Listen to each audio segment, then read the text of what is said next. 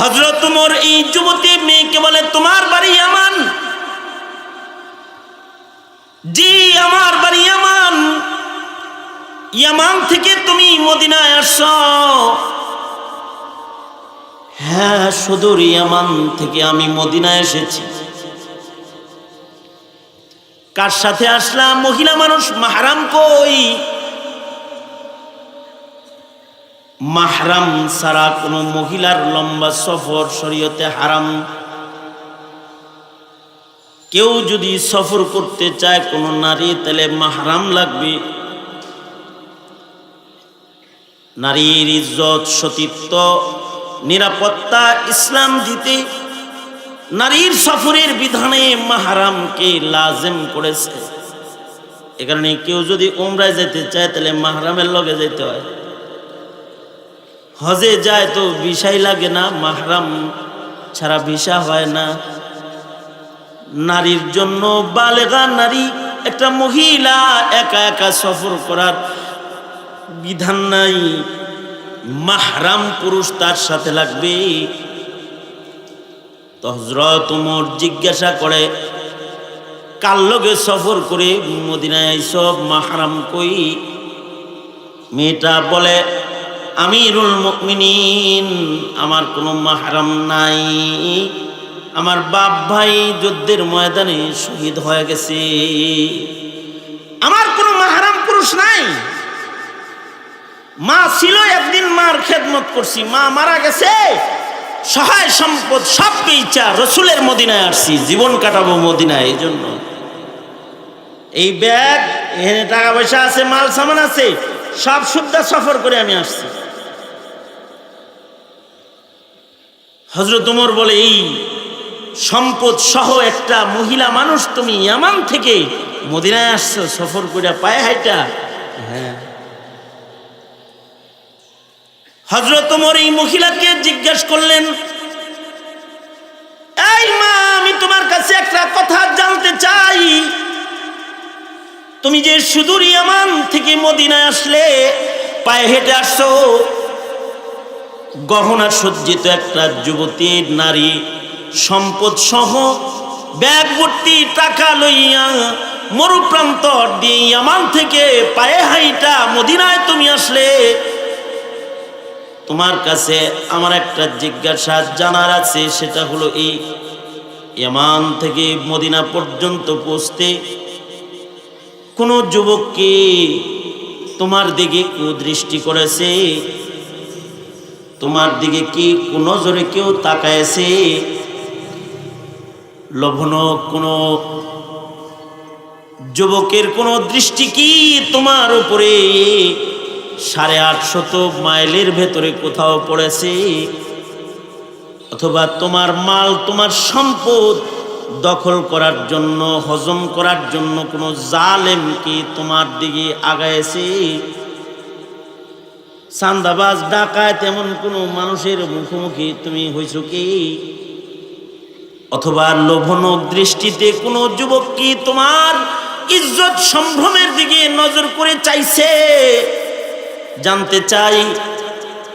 মহিলাটা বলে, আমিরুল মুমিনিন,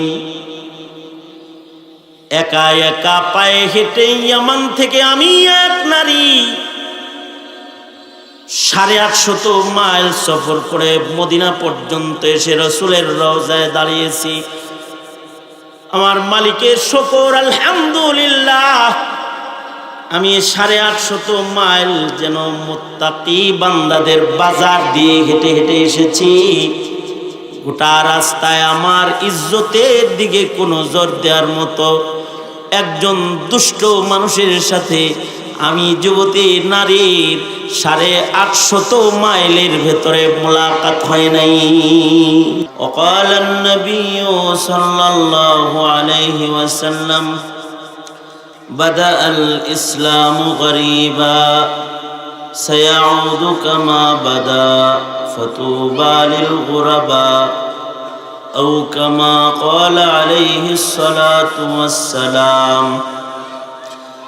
اللهم صل على محمد وعلى آل محمد كما صليت على إبراهيم وعلى آل إبراهيم إنك حميد مجيد اللهم بارك على محمد وعلى آل محمد كما باركت على إبراهيم وعلى آل إبراهيم إنك حميد مجيد الحمد لله মারকাজুল বুহুস আয়োজিত ওয়াজ মাহফিলের মোহতারাম সাদার উপস্থিত হযরত বুজুর্গ উলামায়ে কেরাম সম্মুখপানে সমবেত দিন প্রিয় ইসলাম প্রিয় দিনদার ইমানদার মুমিন মুসলমান ভাইয়েরা, পর্দার আড়াল থেকে আলোচনায় শামিল মা বোনেরা, বিশ্বজগতের মালিক বিশ্ব প্রতিপালকের বিশ্ব দরবারে কালিমাতুর শকর যে মহান রব্বুল আলামিন দয়া করে মায়া করে ভালোবেসে রহমতি বরকতি জান্নাতের টুকরা বাগানে উম্মতের উলামায়ে কেরামের সোহবতে দ্বীনি নসিহতের মাহফিলে আমাদেরকে আল্লাহ তাআলা আসার বসার তৌফিক দান করেছেন। এজন্য মালিকের দরবারে শুকরগুজার হই, শুকরিয়া আদায় করি, কালিমাতুশ শুকর করি আলহামদুলিল্লাহ। বিকাল থেকে ওলামা হযরতগণ নুরানি নুরানি কথা, নুরানি নুরানি নসিহত আপনাদেরকে শোনায়েছেন। আমি আপনাদের সামনে বসে গেছি বরকতের নিয়তে মশহুর আয়াত, মশহুর হাদিস আপনাদের সামনে পেশ করেছি। এগুলোকে সামনে করে কিছু কথা আপনাদের সামনে বলবার ইরাদা রাখি। আল্লাহ তাআলা কিছু উপকারী কথা আপনাদের কানে পৌঁছাইবার তৌফিক দান করেন। আপনারা দোয়া করুন, বলুন আমিন। বান্দা হিসেবে বন্দিগি করার সুযোগ পাওয়াটা এটা আল্লাহ পাকের আজিমুশান একটা নিয়ামত। বান্দাকে বানানোই তো হয়েছে বন্দিগির জন্য। ইনসান বানাইবার উদ্দেশ্য হইল বন্দিগি।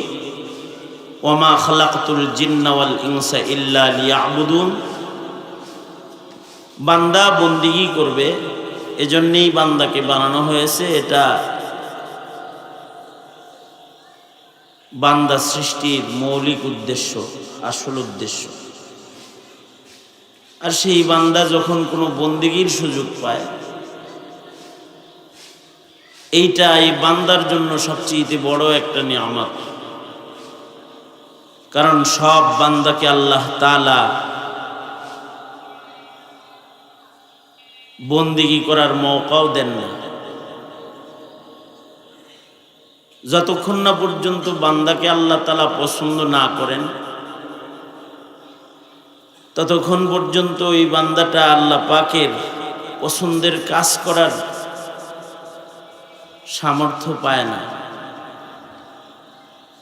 আল্লাহর পছন্দের কাজ করার জন্য আল্লাহর পছন্দের হইতে হয়। আল্লাহর কাছে পছন্দের হইলে আল্লাহ তাআলা ওই বান্দাকে দিয়া আল্লাহ পাকের পছন্দের কাজ করায়।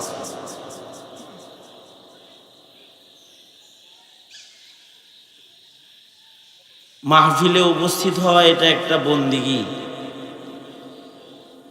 বড় রকমের বন্দিগি, ছোটখাটো বন্দিগি না।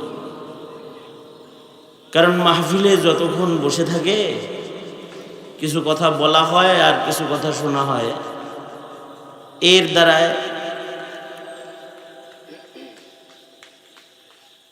বান্দা আল্লাহকে পাওয়ার ফিকির পয়দা হয় বলনেওয়ালা এবং শুননেওয়ালার ভেতরে।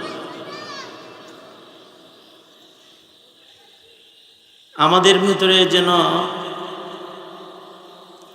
আল্লাহকে চেনার ফিকির, আল্লাহকে পাওয়ার ফিকির, এটা যেন আমাদের ভেতরে আসে।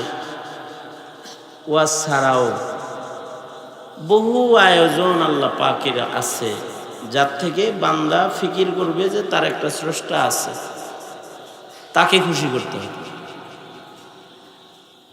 এই ফিকির করার জন্যেই দুনিয়ার মাটিতে পলকে পলকে পলকে পলকে মুহূর্তে মুহূর্তে বিভিন্ন ধরনের পরিবর্তন হয়। দুনিয়ার কোনো আহওয়াল একরকম স্থির না, এটা অস্থির এক পরিবর্তনের ভেতরে পৃথিবীতে মানুষের প্রতিটা মুহূর্ত কাটে। যেই পরিবর্তনগুলো করেন আল্লাহ তাআলা নিজে, এটাও এজন্য করেন বান্দার ভেতরে যেন যিনি পরিবর্তন করেন তাকে চেনার মানসিকতা, তাকে পাওয়ার মানসিকতা, ফিকির যেন বান্দার ভেতরে আসে। যেমন এই কিছু সময় আগেও সূর্যের আলো ছিল, আলো চলে গেল, আধার ছেয়ে নিল, কাণ্ডটা কি ঘটল? যে আলোর ভেতরে মানুষের যে অবস্থানটা ছিল সেটা পরিবর্তন হয়ে আধার দিয়ে আল্লাহ ঢেকে দিল, পরিবেশ পরিবর্তন হয়ে গেল। এই পরিবর্তনের ভেতরেও বান্দা আল্লাহকে খুঁজবে, এ কারণেই আল্লাহ পরিবর্তন করায়। তাবারাকাল্লাযী জাআলা ফিস সামাই বুরুজাও ওয়া জাআলা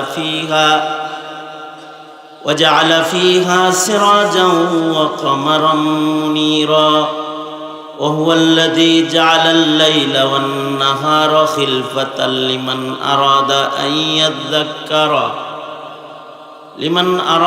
আন ইয়াযযাক্কারা আও আরাদা শুকুরা। একটা ফিকির বান্দার ভেতরে আসবে, এজন্যই এত পরিবর্তন। রাত আসে, দিন হয়, গ্রহ নক্ষত্র জায়গা মতো যাইতেছে, চলতেছে, ফিরতেছে, আল্লাহর নির্দেশে নির্ধারিত পথে ঘোরাফেরা করতেছে। এগুলো বান্দা দেখবে, এই পরিবর্তনগুলো ঘটাইতেছে, এর থেকেও সে স্রষ্টাকে খুঁজতে থাকবে। এটা তার জন্য একটা ইবরাত হবে এবং সে তার রবের শুকরগুজার হবে। মানুষের দেহের ভেতরেও কত পরিবর্তন। কিছুদিন আগে শৈশব ছিল, এরপরে কৈশোর এলো, এরপরে যৌবন এলো, যৌবন এলো, পরে বুড়া হয়ে গেল।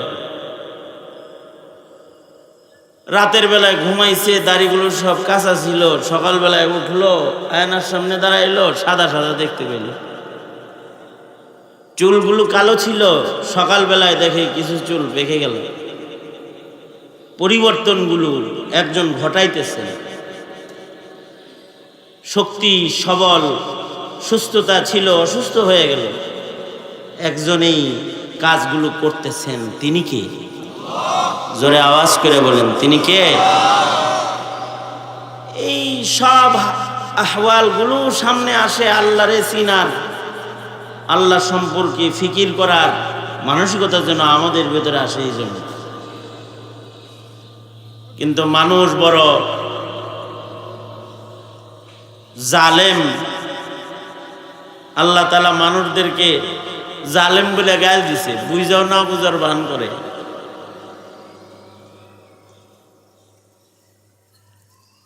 মানুষ সব জেনে বুঝে না জানার ভান করে।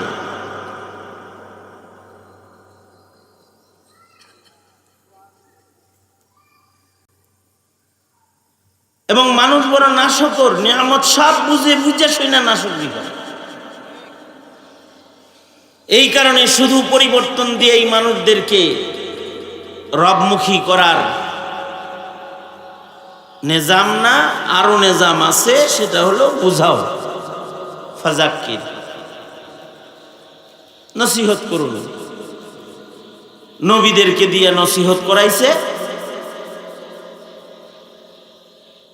আমাদের নবীর মাধ্যমে নবী পাঠাইবার সিলসিলা বন্ধ হয়ে গেছে, কিয়ামত পর্যন্ত এই নসিহা চালু থাকবে।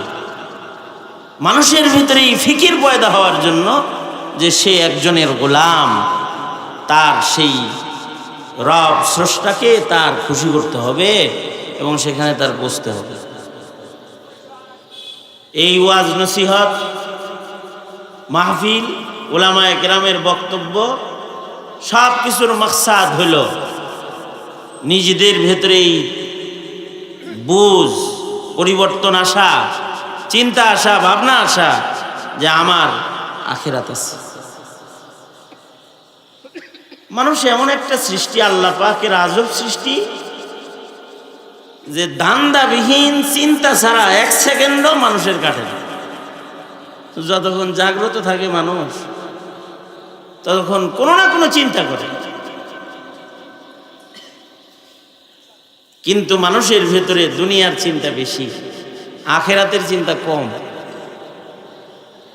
সারাক্ষণ চিন্তা করতেছে, বয়ে রয়েছে তাও চিন্তা করতেছে, একটা কিছু ভাবতেছে। ভাবনার জগতে ঘোরাফেরাকারী এক আজব সৃষ্টির নাম হলো ইনসান। এ সব সময় ফিকিরের ভিতরেই থাকে। হ্যাঁ, এর ভেতরে কিছু মানুষ আছে স্রষ্টা পাওয়ার ফিকিরে পড়ে। দুনিয়ার ফিকির তো সবাই করে, একেবারে জোয়ান বুড়া বুড়ি যুবতী যা আছে, আন্ডা বাচ্চা, সবার ভিতরে একটা ফিকির আছে। ফিকির ছাড়া কেউ নেই। একটা শিশু বাচ্চারও একটা ফিকির আছে। কিন্তু এর ভেতরে কিছু মানুষ আছে, তাদের ভেতরে আল্লাহ পাওয়ার ফিকির ঢুকে পড়ে, জান্নাতে যাওয়ার ফিকির ঢুকে পড়ে। যেই মানুষের ফিকিরের ভিতরে আখেরাত, ফিকিরে আখেরাত ঢুকে, এই মানুষগুলা সফল হয়ে যায়। এই কারণেই ওয়াজ মাহফিল নসিহত এগুলোর মাধ্যমে মানুষকে আখেরাতের ফিকির ওয়ালা বানাইবার মেহনত করা হয়, যে মানুষের ভেতরে যেন আখেরাতের ফিকির আসে। আর ফিকির যখন আসবে তখন তার ভেতরে একটা কামনা আসবে, ওগো আল্লাহ, আপনারে পাইতে যেহেতু চাই, আপনি আমাকে আপনাকে পাওয়ার কামগুলা করার সুযোগ দেন। এই দোয়াগুলাও তার ভেতরে আসতে থাকবে, কামনা বাসনা আসতে থাকবে আখেরাত কামায়ের। যাদের ভেতরে এই বাসনাগুলো জাগ্রত হয়, তো আল্লাহ তাআলা তাদেরকে তৌফিক দিয়ে দেয়। সকলকে আল্লাহ তাআলা পছন্দ করে না, সকলকে ভালো কাজের জন্য মনোনীত করে না, সকলকে আল্লাহ তাআলা মহব্বত করে না। এই জন্যে আল্লাহ যেন আমাকে মহব্বত করে, ওইরকম যেন আমি হইতে পারি, এরও একটা চিন্তা ভাবনা নিজের ভেতরে আনতে হবে। এই জন্য আল্লাহ তাআলা কোন কাজ করলে মহব্বত করে, ওই কাজগুলোও করতে হয়। যারা মাহফিলে যায় তাদের আল্লাহ মহব্বত করে, হাদিসে আছে তাদের জীবনের গুনাহ মাফ করে দেয় মহব্বত করে। ভালো কাম না? কিছু সময় বসে রইল, মুহূর্তে মুহূর্তে তার উপরে তার রবের সন্তুষ্টি ঝরতেছে। এই সন্তুষ্টি অর্জনটাই হলো মানুষের জিন্দেগির আসল লক্ষ্য।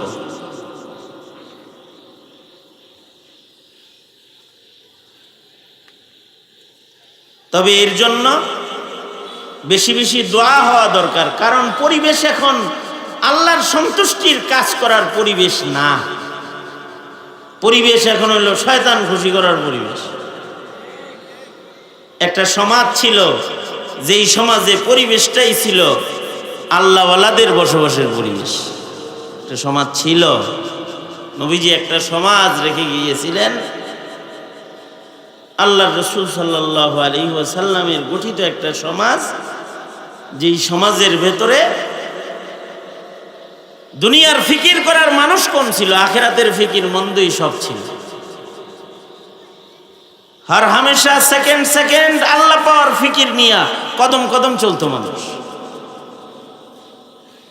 জমানাটা অনেক ভালো জমানা ছিল। দিন যাইতেছে, এটার অবনতি ঘটতেছে। এই জন্য একটা প্রবাদ আছে, যায় দিন ভালো যায়, আসে দিন খারাপ। ওই গেছে যেদিন এটা ভালো ছিল, সামনে যেটা আইছে এটা খারাপ আইছে, প্রবাদ বলে। শুধু প্রবাদ না, আল্লাহর রাসূলও বলছেন। আল্লাহর রাসূল বলেন, ক্বালা রাসূলুল্লাহি সাল্লাল্লাহু আলাইহি ওয়াসাল্লাম, খায়রুল কুরুনি কারনি সুম্মাল্লাযীনা ইয়ালুনাহুম সুম্মাল্লাযীনা ইয়ালুনাহুম। আল্লাহর রাসূল বলেন উত্তম যুগ আমার যুগ। দিন যাইব, জমানার অবস্থা খারাপ হইব। আজ থেকে 20 বছর আগে জমানা ভালো ছিল, এখন যতটা নোংরা, গান্দা, কাচরা, এইরকম জমানা 20 বছর আগে ছিল।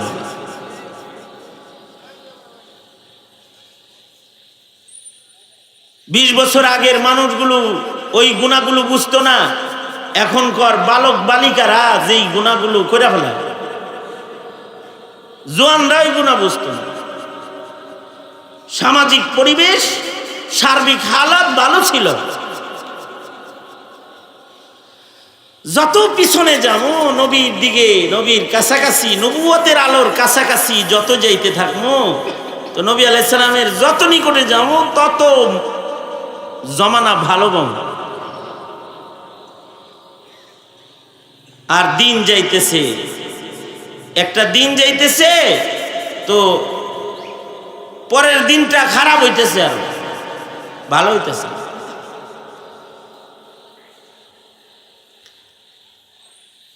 ভালো সময় তো ইবাদত করা সহজ, খারাপ সময় ইবাদত করা কঠিন। ভালো পরিবেশে ভালো থাকা সহজ, কিন্তু খারাপ পরিবেশে ভালো থাকা কঠিন। দিন যাইতেছে, কঠিন হইতেছে।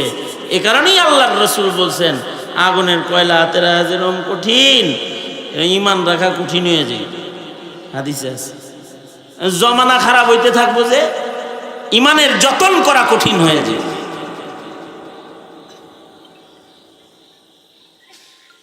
একটা সমাজ এমন ছিল যে রাত্রের অন্ধকারে গুনাহ হইতো না, মরুভূমির মাঝখানে গুনাহ হইতো না, গুনাহ করা কঠিন ছিল, গুনার পরিবেশই ছিল না। রাতের অন্ধকারের ভেতরে মানুষ গুনাহ করে না। আর এখন দিনের আলোয় মানুষ পাপাচারের প্রতিযোগিতার মাঠে ব্যস্ত। দিনের আলোয়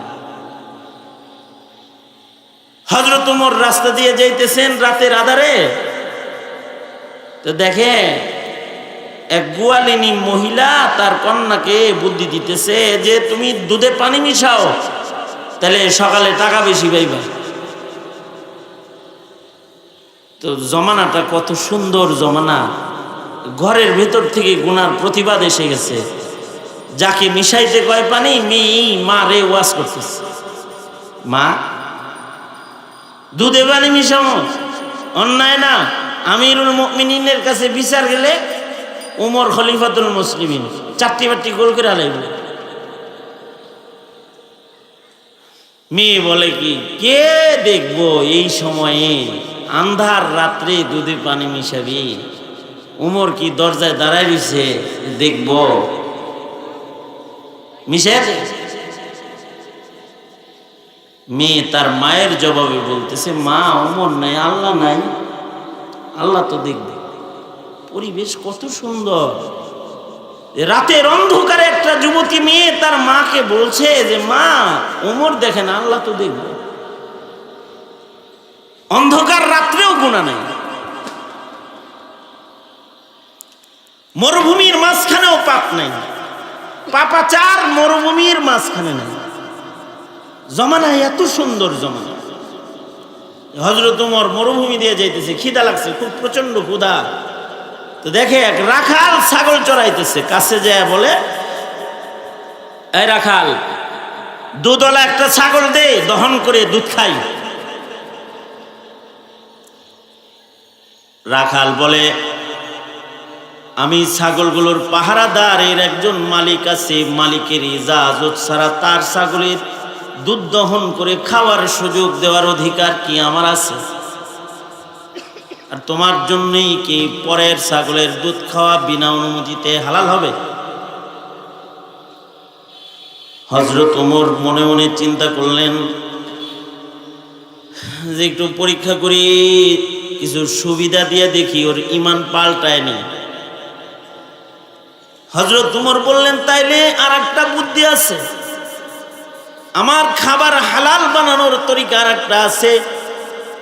ছাগলটার মালিক আমাকে বানায় দাও, ছাগলটা আমার কাছে বিক্রি করে দাও, আমি মালিক হয়ে গেলে এর দুধ খাওয়া আমার জন্য হালাল হয়ে যাবে, আমার পেট খালি, তোমার পকেট খালি, কিছু টাকা তুমি পাওয়া যাবে, তোমার লাভ হয়ে যাবে। রাখাল বলে, ছাগল বেচমু, সন্ধ্যাবেলায় ছাগল লইয়া পাল লইয়া বাড়িতে গেলে আমার মনিব যখন ছাগল গণনা করবে আর যখন দেখবে একটা ছাগল নাই, আমায় যখন বলবে ছাগল আর একটা কই, তখন আমি কি বলবো? হযরত ওমর চান্স পেয়ে আরো পরীক্ষার জন্য বলতেছে, বলবা বাগে খেয়ে ফেলছে, টাকার মালিক সরাসরি তুমি হয়ে যাবে, মালের লোভ দেখাইতেছে, তুমি ছাগলের টাকার ফুল মালিক হয়ে যাবে। কারণ জংলা এসে তোমার মনি বাঘ খোঁজার মতো সময় তার নাই, সে তো দেখবে না বেচছ নাকি বাঘে খাইছে, তুমি বলবা ছাগল বাঘে খেয়েছে, তো টাকার মালিক তুমি হয়ে যাবা, আর ছাগলের মালিক আমি হয়ে যাব, আমার জন্য খাবার হালাল হয়ে যাবে। রাখাল বলে, ইয়া হাদা, এই লোক নিজের খাওন হালাল করলে আর আমারে হারামের ভেতরে ফেলতে চাও? মরুভূমির মাঝখানে আমার মনিব এসে দেখবে না ছাগল বেচেছি নাকি বাঘে খেয়েছে, দুনিয়ার মনিবকে ফাঁকি দেওয়া তো সহজ দিলাম, তবে বলো আমি যখন এমন দুই নাম্বারি করব তখন আমার আল্লাহ কোথায় থাকবে? ইয়া হাদা ফা আইনাল্লাহ, তখন আমার মালিক কই থাকবে? দুনিয়ার মানুষ ফাঁকি দিলাম, কিন্তু খালেক আল্লাহকে কেমনে আমি ফাঁকি দিব? মরুভূমির রং কত সুন্দর, মরুভূমিতেও খালেককে ফাঁকি দেওয়ার ধান্দা করতে পারতেছে না। এইরকম ঘরে ঘরে ঘরে ঘরে না, গোটা জমিনটাই এমন, আধা জাহান এমন। হযরত উমরের শাসন আমলে সুদূর ইয়ামান থেকে একটা মহিলা মদিনা তাইবায় আসছে, ইয়ামান থেকে মদিনায় আসছে পায়ে হাইটা, যুবতী নারী। ইয়ামান থেকে মদিনার দূরত্ব কতটুকুন? 850 মাইল, আরবি মাইল 850 মাইল। 850 মাইল পায়ে হেঁটে সফর করে একটা যুবতী মেয়ে মদিনায় আইছে, আইসা রাসূলের রওজায় সালাম দিতেছে। ওগো সরকার, সব বিচ্চা সালাম দিতে আই নেই, হিজরত করে আয়া পড়ছি, আপনার মদিনায় শেষ সময় কাটাবো। কাঁদতেছে আবেগ নিয়ে রওজার পাশে দাঁড়ায় দাঁড়ায়। মানুষে বুঝে বলাইছে এ তো অনেক দূর থেকে আইছে। এই কোথা থেকে আসছো? ইয়ামান থেকে আসছি, বাড়ি আমার ইয়ামান। হযরত ওমর এই যুবতী মেয়েকে বলে, তোমার বাড়ি ইয়ামান? জি, আমার বাড়ি ইয়ামান। ইয়ামান থেকে তুমি মদিনায় আসছো? হ্যাঁ, সুদূর ইয়ামান থেকে আমি মদিনায় এসেছি। কার সাথে আসলাম? মহিলা মানুষ, মাহরাম কই? মাহরাম ছাড়া কোনো মহিলার লম্বা সফর শরীয়তে হারাম। কেউ যদি সফর করতে চায় কোনো নারী, তাহলে মাহরাম লাগবে। নারীর ইজ্জত, সতীত্ব, নিরাপত্তা ইসলাম দিতে নারীর সফরের বিধানে মাহরামকে লাজিম করেছে। এ কারণে কেউ যদি উমরায় যেতে চায় তাহলে মাহরামের লগে যেতে হয়। হজে যায় তো ভিসাই লাগে না, মাহরাম ছাড়া ভিসা হয় না। নারীর জন্য বালেগা নারী একটা মহিলা একা একা সফর করার বিধান নাই, মাহরাম পুরুষ তার সাথে লাগবে। তো হযরত ওমর জিজ্ঞাসা করে, কার লগে সফর করে মদিনায় আইসব, মাহরাম কই? মেয়েটা বলে, আমিরুল মুমিনিন, আমার কোনো মাহরাম নাই, আমার বাপ ভাই যুদ্ধের ময়দানে শহীদ হয়ে গেছে, আমার কোনো মাহরাম পুরুষ নাই। মা ছিল, একদিন মার খেদমত করছি, মা মারা গেছে, সহায় সম্পদ সব বেচা রসুলের মদিনায় আসছি, জীবন কাটাবো মদিনায়। এই জন্য এই ব্যাগ, এখানে টাকা পয়সা আছে, মাল সামান আছে, সব সুদ্ধা সফর করে আমি আসছি। হযরত ওমর বলে, এই সম্পদ সহ একটা মহিলা মানুষ তুমি ইয়ামান থেকে মদিনায় আসছো সফর করে, পায়ে হাইটা? হ্যাঁ। হযরত ওমর এই মহিলাকে জিজ্ঞেস করলেন, এই মা, আমি তোমার কাছে একটা কথা জানতে চাই, তুমি যে সুদূর ইয়ামান থেকে মদিনায় আসলে, পায়ে হেঁটে আসছো, গহনা সজ্জিত একটা যুবতী নারী, সম্পদ সহ ব্যাগ ভর্তি টাকা লইয়া মরুপ্রান্তর দিয়ে ইয়ামান থেকে পায়ে হাইটা মদিনায় তুমি আসলে, তোমার কাছে আমার একটা জিজ্ঞাসা জানার আছে, সেটা হলো এই, ইয়ামান থেকে মদিনা পর্যন্ত পৌঁছতে কোন যুবককে তোমার দিকে কুদৃষ্টি করেছে? তোমার দিকে কি কোন নজরে কেউ তাকায়ছে? লভনো কোন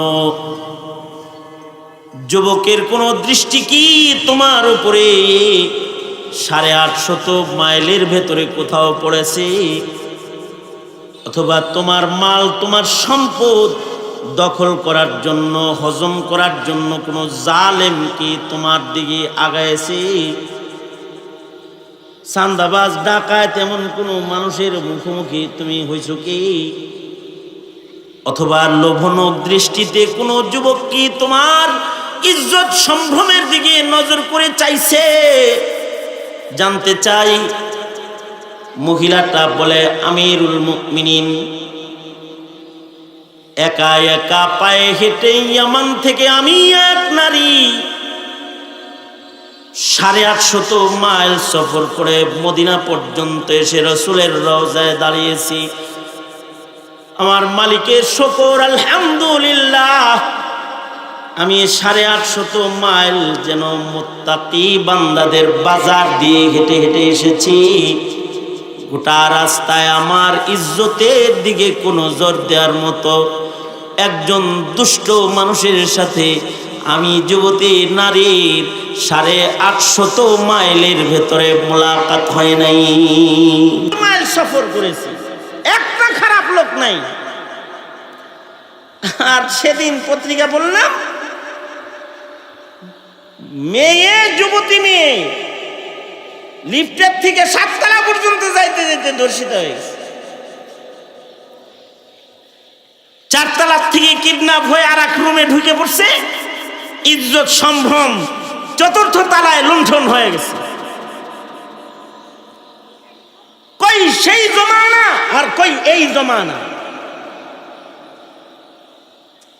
যেখানে 850 মাইলের ভেতরে একটা মুসলিম যুবতী নারীর ইজ্জতের দিকে কোন নজর দেওয়ার মতো কোনো কুপুরুষ নাই, কুদৃষ্টি নাই, দুষ্ট লোক নাই।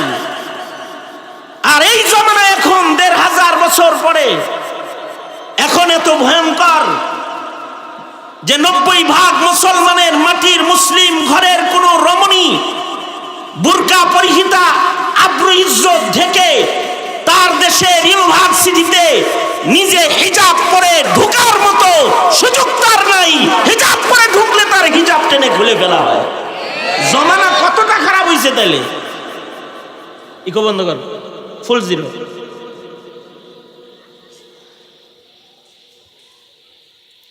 এই এতটা রাস্তা সফর করেও একটা দুষ্ট লোকের দেখা হয় নাই। আর মুসলিম দেশে 90% মুসলমানের মাটিতে একটা যুবতী নারী বোরকা পরে শিক্ষাঙ্গনে যাওয়ার সুযোগ নাই। শিক্ষাঙ্গনের নামধারী কুচক্রী দালাল শয়তানের চেলা বসা আছে মুসলমানের নারীর দেহের হেজাব খোলার চাকরি লইয়া।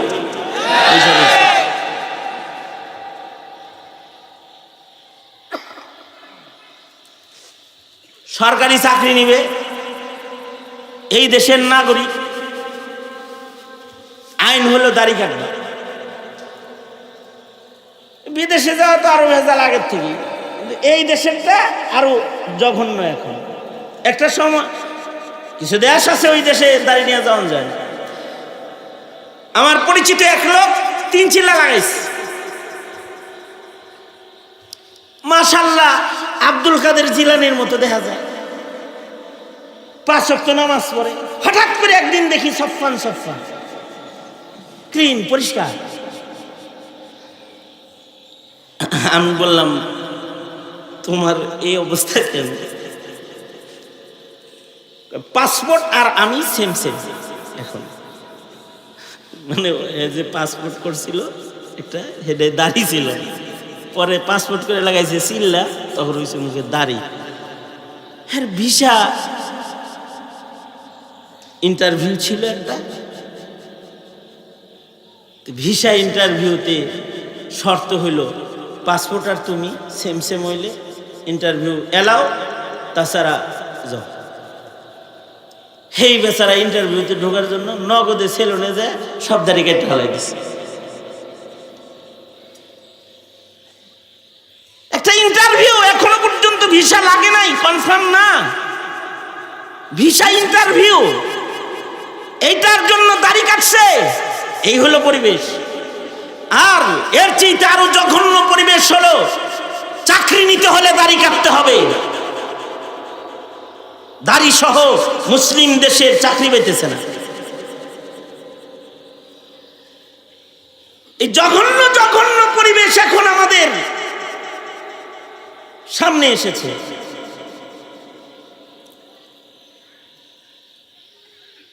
ওয়াজ মাহফিল যেখানে আপনাকে এই ধর্মীয় কিছু বিষয় বোঝানো হবে আর আপনাকে আখিরাতের ফিকির মন্দ বানানো হবে, এইটা যেন বানানো না যায়। এই কারণে মাহফিল নসিহা আইনের আওতায়, বিভিন্ন অজুহাতের মাধ্যমে মাহফিলগুলো আইনের আওতায়। ইনডোর হইতে হবে, মাইক কম লাগাবে, পারমিশন লাগবে, এই লাগবে সেই লাগবে, বিভিন্ন কিছু। এখন দিনের কাজ করা কঠিন হয়ে গেছে, অথচ পতিতালয় অনুমোদিত হতে যাচ্ছে, হচ্ছে পতিতালয় অনুমোদিত, শরাবখানা অনুমোদিত, ক্লাব মদের আসর অনুমোদিত, জুয়ার আড্ডাখানা অনুমোদনের আওতায় এখন। আর ওটা অনুমোদিত, আর ভালো কাজ করবেন আন্ডার মানে পারমিশন লইয়া তারপরে কোন লোক। ধীরে ধীরে সব দিনই কাজগুলো কঠিন থেকে কঠিন পরিবেশের দিকে যাইতেছে। এমন পরিবেশে একটা মুসলিম দেশের মুসলমানের ইমান হেফাজত কঠিন হয়ে গেছে, দিনী কার্যক্রম কঠিন হয়ে গেছে, দিন বুঝা কঠিন হয়ে গেছে, দিনের উপরে চলার কঠিন হয়ে গেছে।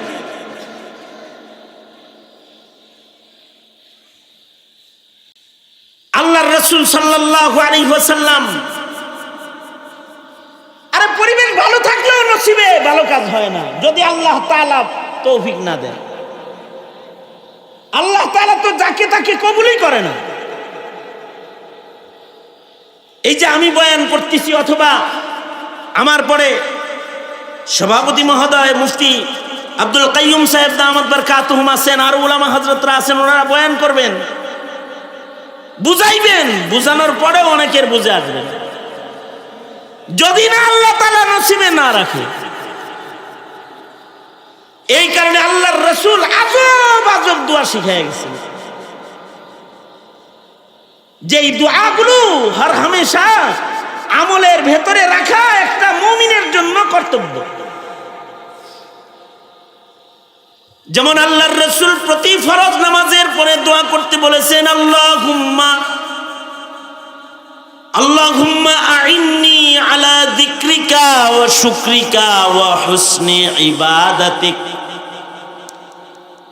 আল্লাহুম্মা ওয়াফফিকনি লিমা তুহিব্বু ওয়া তারদা মিনাল কওলি ওয়াল আমালি ওয়াল ফি'লি ওয়ান নিয়্যাতি ওয়াল হাদি ইন্নাকা আলা কুল্লি শাইইন কাদির। আশ্চর্য আশ্চর্য দোয়া আল্লাহর রাসূল শিখাইছেন। তুমি যে আল্লাহর নাম লইবা এটাও আল্লাহর তৌফিক লও, আল্লাহর কাছে তৌফিক চাও। তুমি তোমার মুখে আলহামদুলিল্লাহ উচ্চারণ করবে, এটাও আল্লাহর কাছে তৌফিক চাও।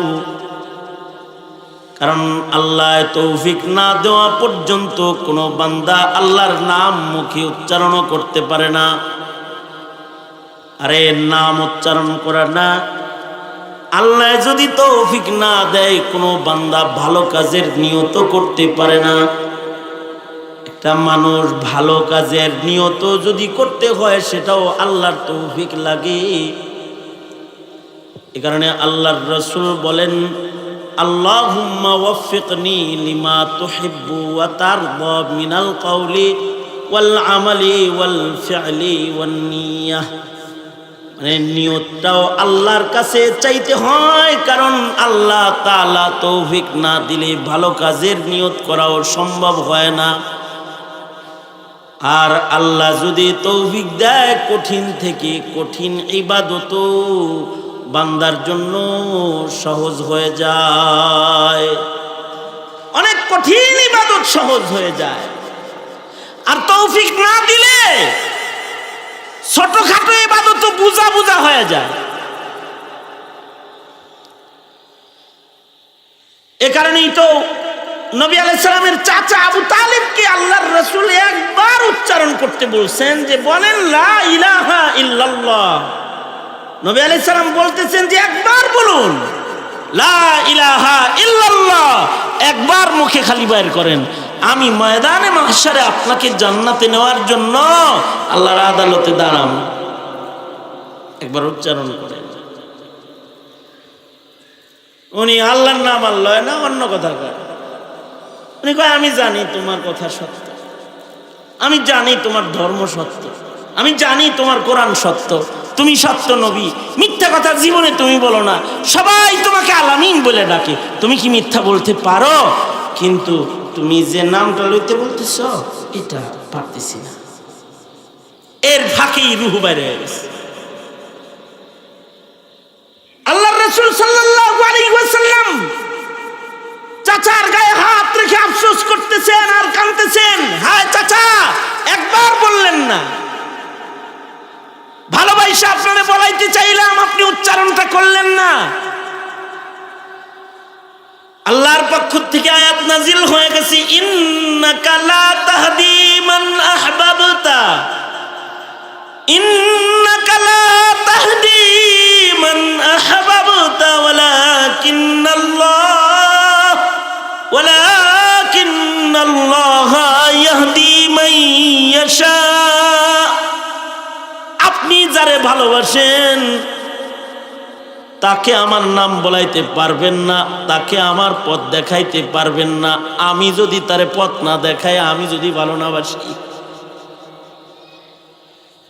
এ কারণে হাজার বয়ান হাজার বুঝের পরেও কারোর কপালে হেদায়েতের বাতি জ্বলে না। আবার আল্লাহ যারে কবুল করে তারে আকর্ষণ করে হেদায়েতে, তাকে টান মারে। দূর থেকে সে চলে আসে, দূর থেকে হিজরত করে, ইমানের জন্য হিজরত করে। সালমান ফারসি রাদিয়াল্লাহু আনহু ইমানের জন্য হিজরত করে দূর থেকে নবীর কাছে চলে আসছে। গিফার থেকে আবু যর গিফারি মক্কায় এসে কালেমা পড়ে মুসলমান হয়েছে। কিন্তু রাসূলকে দেখেছে, নবী আলাইহিস সালাতু ওয়াস সালামকে দেখেছে, নবীজির কথা শুনছে। নবী আলাইহিস সালাম মেহনত করেছেন, তারপরেও মুখ দিয়ে বাইর হয় নাই কালেমা। অর্থাৎ আল্লাহ তাআলা যাকে কালেমা পড়ায় না, আল্লাহ তাআলা যাকে আল্লাহর নাম জপায় না, সে আল্লাহর নাম জপতে পারে না। আল্লাহ তাআলা যাকে আল্লাহর গোলামি করায় না, সে আল্লাহর গোলামিও করতে পারে না। এ কারণেই বলতে হয়, ওগো আল্লাহ ওয়াফিকনি লিমা তুহিব্বু ওয়া তারদা মিনাল কওলি ওয়াল আমালি ওয়াল ফি'লি ওয়ান নিয়তি ওয়াল হাদি ইন্নাকা আলা কুল্লি শাইইন কাদির। আল্লাহর কাছে তৌফিক চাইতে হয়। এ কারণে প্রতিদিন দোয়া করবেন আল্লাহর কাছে, ও আল্লাহ আপনি আমাকে ভালো কাম করান, ও আল্লাহ আপনি যে কাজটা পছন্দ করেন সেটা আমাকে করান। আরবিতে যদি দোয়াটা পারেন তাহলে সুন্নতের রঙে রঙিন হয়ে যাবে দোয়াটা। যদি নবীর জবানে না পারেন তাহলে আপনার জবানে হইলেও করেন, বাংলায় হইলেও করেন, ইংরেজিতে হইলেও করেন। আপনি যদি ইংলিশ পারেন বেশি, বাংলা কইতে কষ্ট লাগে, তাই ইংলিশে হইলেও দোয়াটা করেন। যেই ভাষা পারেন ওই ভাষায় করেন। আর যদি আপনার এত শরম হয় যে আমি মুখে কেমনি কই, ঠিক আছে মুখে বলার দরকার নাই, আপনি দিলে দিলে হইলেও দোয়া করেন। কারণ আপনার রব, আপনি দিল দিয়েও যদি তাকে ডাকেন, জিক্রে কালবিও যদি আপনি করেন, তো আপনার রব খুশি হয়ে যাবে। আপনি যদি দিলে দিলেও কিছু চান, তো আল্লাহ তাআলা খুশি হয়ে যাবে। দুয়ার ইহতিমাম করা, আল্লাহ পাকের কাছে তৌফিক চাওয়া, তৌফিক চাইতে থাকা, ভালো কাজের সুযোগ চাওয়া, ভালো কাজের তৌফিক চাওয়া। আল্লাহর রাসূল সাল্লাল্লাহু আলাইহি ওয়াসাল্লাম সব আমলই আল্লাহর কাছে চাইয়া নিতে কইছে। মুনাজাতে মকবুল, কবুল কবুল দোয়া আল্লাহর রাসূল শিখায়া গেছেন। এমন কি কেউ তওবা করতে চায়? তওবাটাও তৌফিক আল্লাহর কাছে চাইতে বলছেন। খালি তওবা তওবা করলেই তো হইব না, তওবাটা যেন মাপ কবুল হয় আর গুনাহ খাতা যেন মাপ হয়, এটারও তৌফিক আল্লাহর রাসূল শিখাইছেন চাওয়া।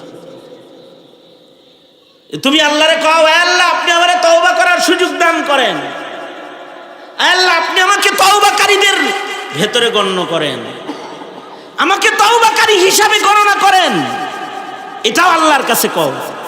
কারণ আল্লাহ যদি কবুল না করে তাহলে তোমার মুখ দিয়ে বের হবে না আস্তাগফিরুল্লাহ রাব্বি মিন কুল্লি যামব ওয়া আতুবু ইলাইহি, এটা বাইর হবে না তোমার মুখ দিয়ে যদি আল্লাহ বাইর না করে। বহু মানুষ আছে গুনাহ করে তওবা করে না, কিছু মানুষ আছে ইবাদত করে গুনাহ করে তওবা করে না, আর কিছু বান্দা আছে তাদেরকে আল্লাহ তাআলা তওবা নসিব করে যদিও তারা 100 খুন করে। বুখারী বলে 100 খুন তারপরেও তওবা নসিব হয়ে গেছে। তওবার বরকতে আল্লাহ তাআলা মাফ করে দিয়েছে। তওবার নসিব হওয়া, এমন জায়গায় যাওয়া যেখানে গেলে তওবা কবুল হয়, এমন মানুষের কাছে যাওয়া যেখানে গেলে পরে তওবা কবুল হয়, এমন কাজ করা যে কাজের পরে তওবা কবুল হয়, গুনাহ মাফ হয়, এইগুলা আল্লাহর কাছে চায়া চায়া নিতে হয়। এ কারণে আল্লাহর রাসূল দোয়া করতেন, আল্লাহুম্মা জাআলনি মিনাত তাওয়াবিন ওয়াজআলনি মিনাল মুতাতাহহিরিন। اللهم اجعلنا من التوابين واجعلنا من المتطهرين واجعلنا من عبادك الصالحين الغر المحجلين الوفد المتقبلين। নবী আলাইহিস সালাতু ওয়াস সালামের শিখানো দোয়া উম্মত তোমরা দোয়া করো, ওগো আল্লাহ আপনি আমাকে তওবাকারীদের ভেতরে গণ্য করেন, আপনি আমাকে পবিত্র বান্দাদের ভেতরে গণনা করেন। ওগো আল্লাহ, আপনি আমাকে জান্নাতি মুনতাখাব বান্দা হিসেবে আমাকে আপনি গ্রহণ করে নেন।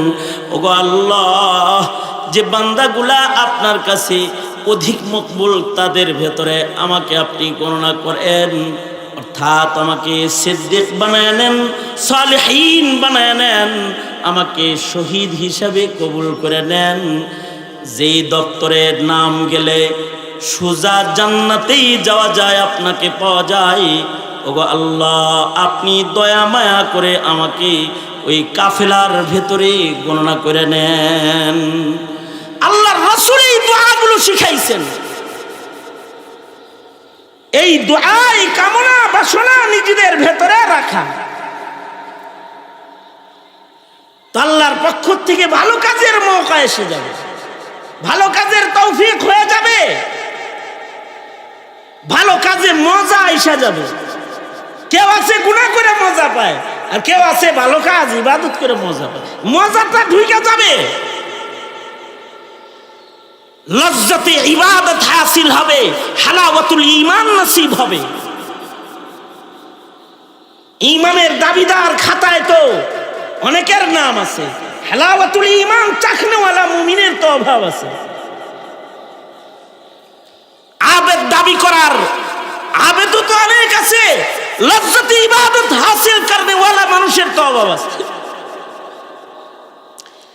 এ কারণে আল্লাহর কাছে এই কামনা, এই দরখাস্ত সবসময় পেশ করতে থাকে। কারণ পরিস্থিতি তো ভালো না, পরিবেশটা তো ইবাদতের না। এখানে যদি আল্লাহ সুযোগ না দেয়, ইবাদত করা সম্ভব না। দাঁড়াইবেন নামাজে, কেরাত বাদ দিয়া গান শুনতে, ইমামের কেরাত শুনবেন নাকি হিন্দি গান শুনবেন, কোনটা যে নসিবে জুটবো আল্লাহ জানে। আমি এরকম বিপদে পড়ছি, পাশের পকেটে হিন্দি গান বাজে,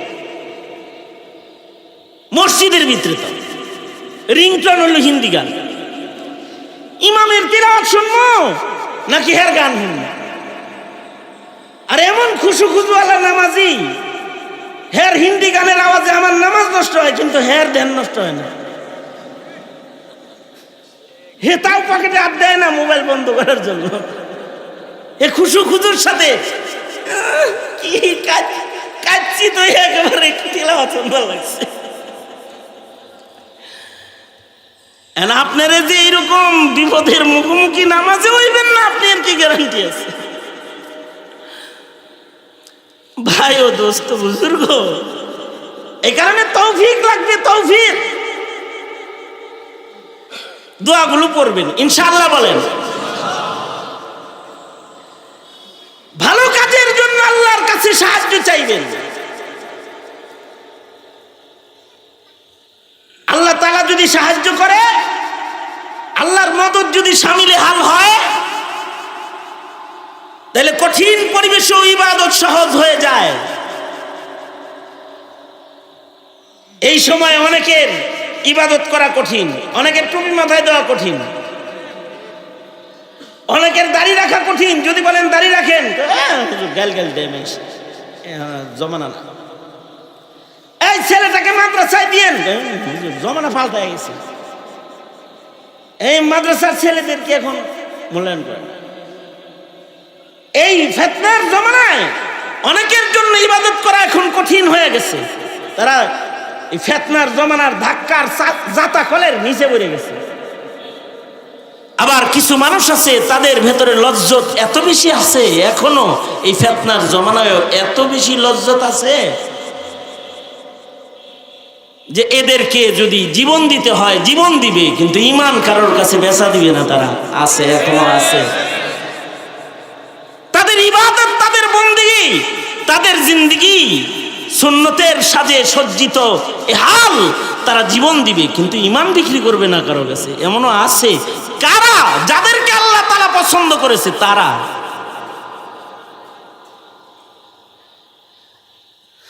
কেউ তো আল্লাহর নাম লয় না, জোর করে লয়তে পারে না। কাউকে আল্লাহর নাম মায়ের ছাড়ান যায় না। আল্লাহ তাআলা আমাদের তৌফিক দান করে, ইস্তেকামত দান করে, যেন কঠিন অবস্থায় ইবাদত যেন আমাদের জন্য সহজ হয়ে যায়। কারণ পরিবেশ ভালো না, এখন পরিবেশ ভালো না। এখন সাতমে রাসূলকে বুকে নেওয়া হয়, আর আশিকে রাসূল আলেমকে জিন্দানখানায় বন্দি করে আটকে রাখা হয়। সেই জমানা চলছে এখন। এ কারণে তৌফিকের দোয়া করবেন, বেশি বেশি আল্লাহর কাছে বলবেন, ওগো আল্লাহ আপনি আমাকে ভালো কাজের মৌকা খুলে দেন ইনশাআল্লাহ। মাদ্রাসা করা খারাপ কাজ। কি বেবলার মতো বয়ে রয়েছেন কেন? হ্যাঁ, মাদ্রাসায় পড়ানি, মাদ্রাসায় পড়া, মাদ্রাসার জমি ক্রয় করা, মসজিদ করা ভালো কাজ না।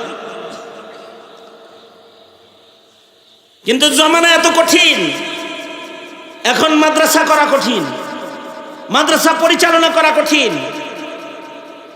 মাদ্রাসায় পড়ানো কঠিন, ভালো কাজগুলো এখন কঠিন হয়ে গেছে। আপনারা কঠিন অবস্থা ভালো কাজ করনেওয়ালা হইবেন ইনশাআল্লাহ বলেন। এই যে মারকাজুল বুহুস একটা উচ্চ শিক্ষার আয়োজনের আশা এটি প্রতিষ্ঠিত হয়েছে, যে এখানে তাখাসসুসাত খোলা হয়েছে, বিশেষ পড়াশোনা ইলমুল আলিয়া যেগুলো সেগুলো এখানে চর্চা হবে। একটা সংকল্প নিয়ে এই মাদ্রাসাটা সামনের দিকে আগাচ্ছে। যারা আগাইতেছে কাজটা কি ভালো কাজ না খারাপ কাজ? এদের সাথে থাকার তৌফিক হওয়া এইটাও আল্লাহ পাকের মঞ্জুরি লাগে।